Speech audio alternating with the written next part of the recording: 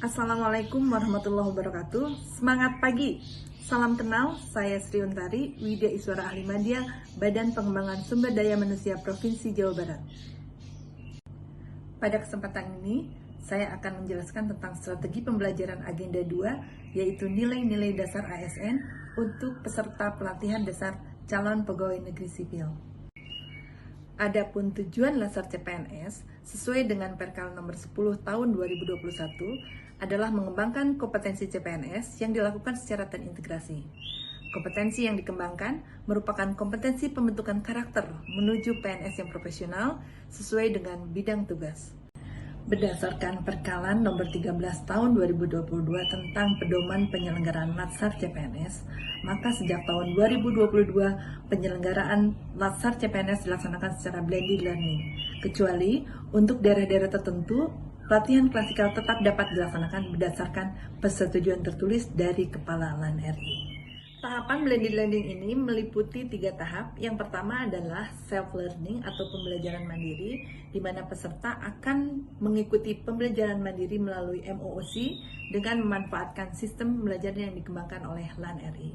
Yang kedua adalah distance learning, di mana merupakan bentuk pembelajaran kolaboratif yang dilaksanakan melalui LMS dan aktualisasi di tempat kerja.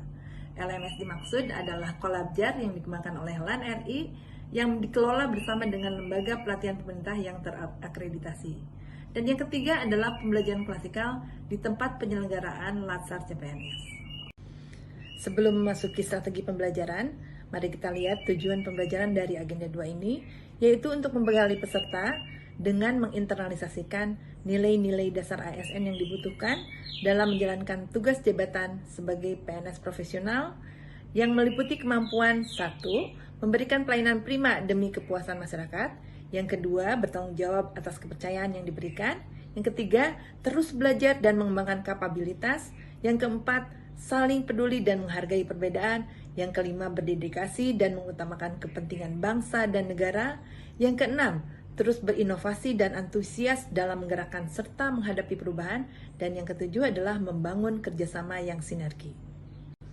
Dan amanat pembelajaran dari Agenda 2 ini adalah bahwa seluruh mata pelatihan dirancang dan disampaikan dalam satu kesatuan untuk mencapai tujuan kurikulum pembelajaran agenda nilai-nilai dasar PNS dengan memberikan penekanan pada kemampuan dalam memaknai dan menginternalisasikan nilai-nilai dasar PNS.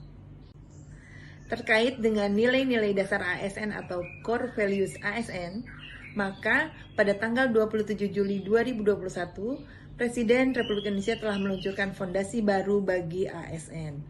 Core Values tersebut adalah berakhlak, yang merupakan akronim dari berorientasi pelayanan, akuntabel, kompeten, harmonis, loyal, adaptif, dan kolaboratif, serta employer brandingnya yaitu bangga melayani bangsa. Desain pembelajaran Agenda 2 ini meliputi rancangan bangun pembelajaran yang keseluruhannya diambil dari modul Agenda 2 yang disusun oleh LAN RI. Kemudian yang kedua adalah rencana pembelajaran atau skenario pembelajaran. Target capaian kompetensi pada sesi distance learning dan klasikal ini sudah masuk ke dalam ranah menerapkan, menganalisis, mengevaluasi, dan mencipta.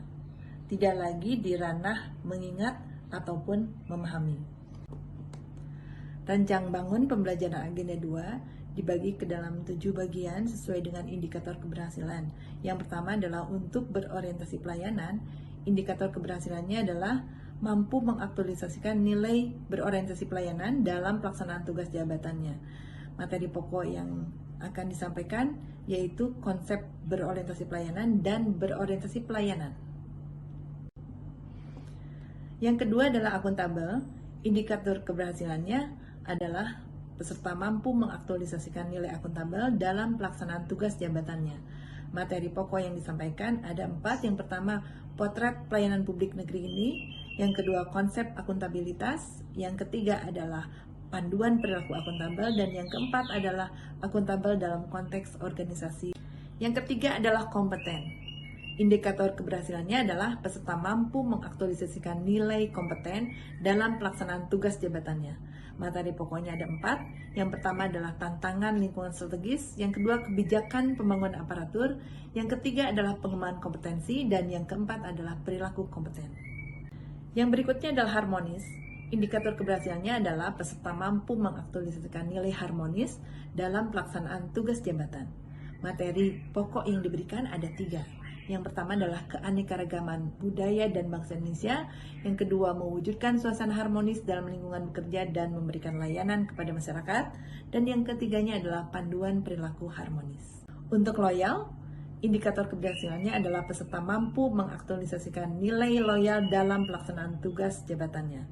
Materi pokoknya adalah 1. Konsep loyal, yang kedua panduan perilaku loyal, dan yang ketiga adalah loyal dalam konteks organisasi. Yang berikutnya adaptif. Indikator keberhasilannya adalah peserta mampu mengaktualisasikan nilai adaptif dalam pelaksanaan tugas jabatannya. Materi pokoknya ada 4. Yang pertama adalah mengapa adaptif. Yang kedua, memahami adaptif. Yang ketiga, panduan perilaku adaptif. Dan yang keempat adalah adaptif dalam konteks organisasi pemerintahan. Dan yang terakhir adalah kolaboratif.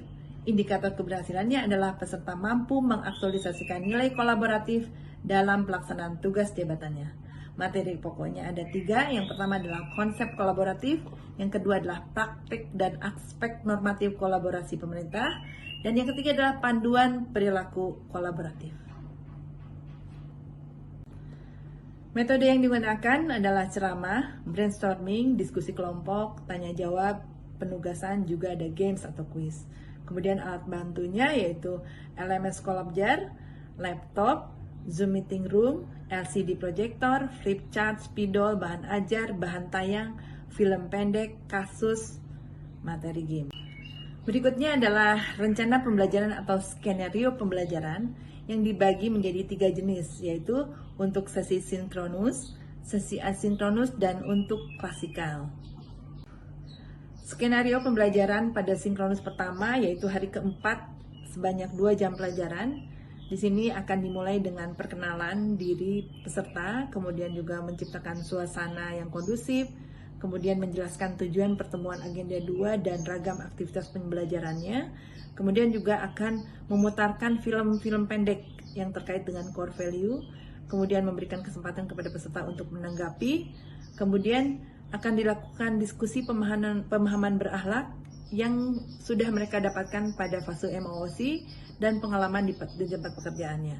Dan yang terakhir adalah penjelasan dari tugas yang akan mereka tempuh pada sesi asinkronus.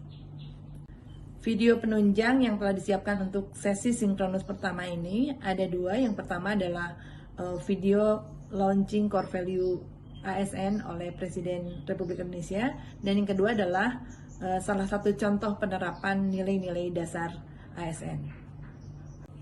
Skenario pembelajaran untuk sesi asinkronus pada hari ke-4, ke-5, ke-6, dan ke-7 adalah berupa penugasan untuk peserta yang dilakukan baik secara individu maupun kelompok. Telah disiapkan penugasan peserta berikut dengan rambu-rambu yang harus ditaati. Untuk materi penunjang, peserta juga telah disediakan 1 buah link materi berupa Google Site yang terdiri dari kumpulan materi-materi agenda 2, baik itu berupa modul, bahan tayang, maupun kebijakan, dan juga video-video penunjang lainnya. Skenario pembelajaran pada sinkronus kedua yaitu hari ke-7 sebanyak 3 jam pelajaran.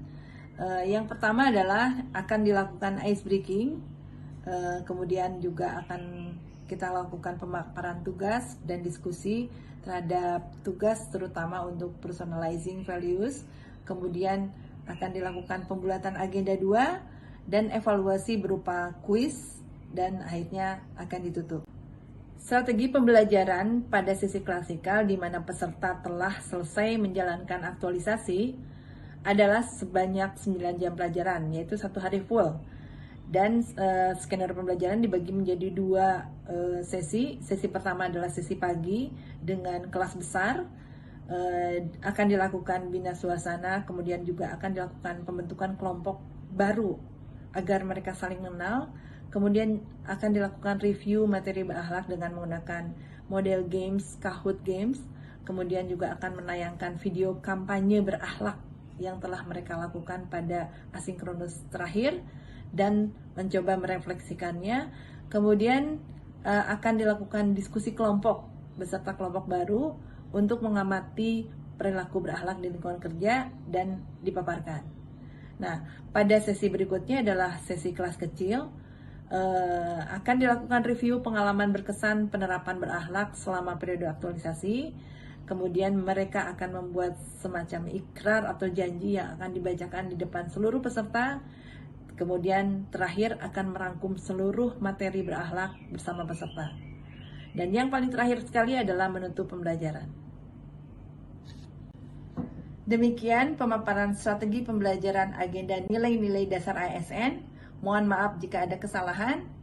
Billahi taufiq wal hidayah. Wassalamualaikum warahmatullahi wabarakatuh. Semangat pagi!